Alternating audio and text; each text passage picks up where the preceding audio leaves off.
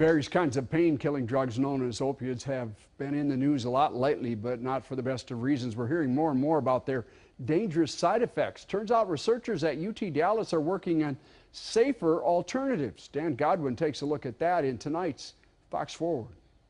When we say the word opioid, certain familiar names come to mind. Oxycodone, hydrocodone, codeine, Dilaudid.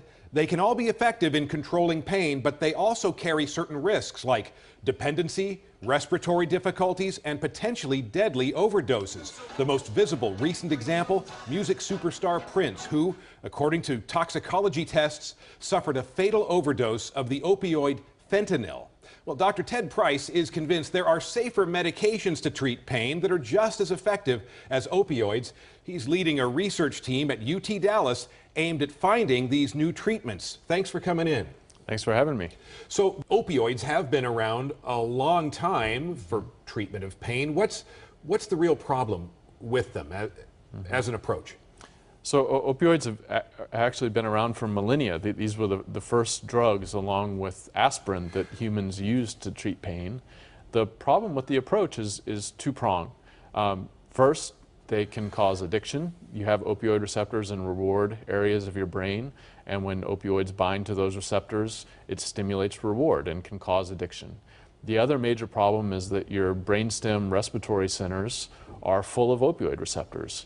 And if you take too much drug, it will quite literally stop you from breathing. And that's why so many people die from opioid overdoses. So the approach you're taking is to treat pain, but not go directly to the brain.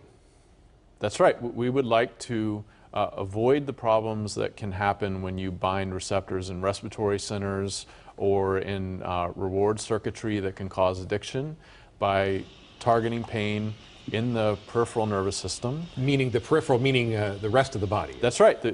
All the nerves that innervate your entire body, so that we can either block or reverse chronic pain without interfering with normal brain function.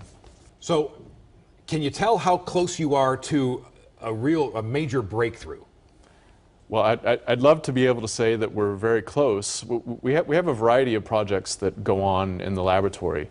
So we take the view that any one of the mechanisms we discover could be the next great thing that's going to help a broad variety of people, and we should distribute our efforts across those to the extent that we can to increase our chances of finding a real breakthrough that's going to help people that suffer from chronic pain.